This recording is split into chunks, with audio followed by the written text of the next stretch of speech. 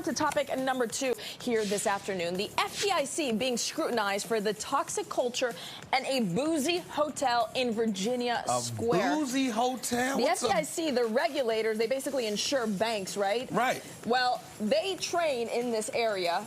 And apparently, the young bank regulators partying during those training days in this hotel that the FDIC has in Virginia. It's 11 stories. So hold on a second. You're telling me that the FDIC has a place where people can go train, and it's a hotel, and this hotel is boozy?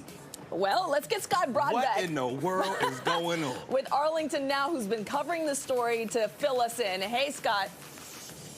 Hey guys, so this is based on a Wall Street Journal investigation into the FDIC. These are the folks who insure your bank account. So you don't exactly expect them to be getting down and dirty during their training process, but nonetheless, they have a training facility, a big one here in Arlington in Virginia Square. And as part of that, they have their own FDIC hotel.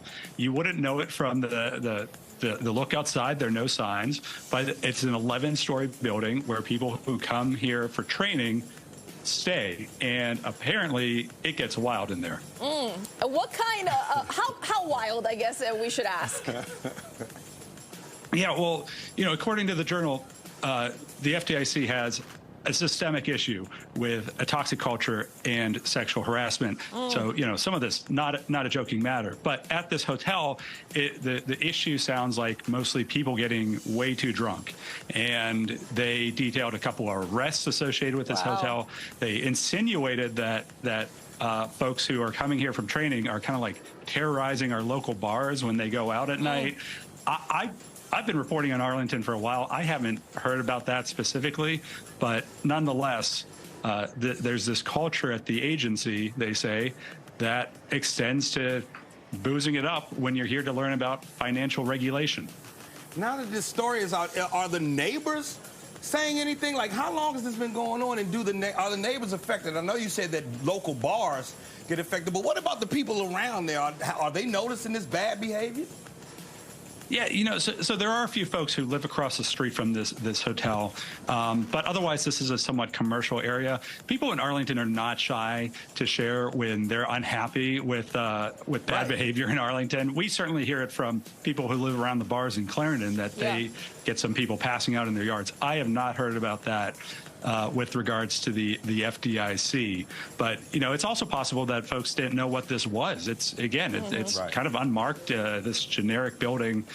I didn't know before this report, to be honest with you. And some of these arrests that you're talking about, Scott, they go back years, 2014, 2016. So apparently these allegations are potentially something that have been happening for years now. Scott, how's the FDIC responding tonight? We have not heard back from the FDIC on this specifically. I'm sure they're getting a lot of inquiries after this big Wall Street Journal expose. I would suspect that, there might be some dialogue here with the community now that this is out. But again, I haven't heard of any specific complaints regarding the FDIC in the course of our reporting. So, we'll see how this develops going forward now that people know what this is. Maybe some of this boozy behavior at the bars can be better explained now that we know. All right, certainly some allegations that I'm sure there's going to be an investigation into. A lot of reporting from the Wall Street Journal and from Arrow Now. So, Scott, thank you. Of course, we too will be following up and seeing. FDIC turning up in Arlington. Turn up in Arlington. Wow, that is quite the headline. Who would have thought? Yes.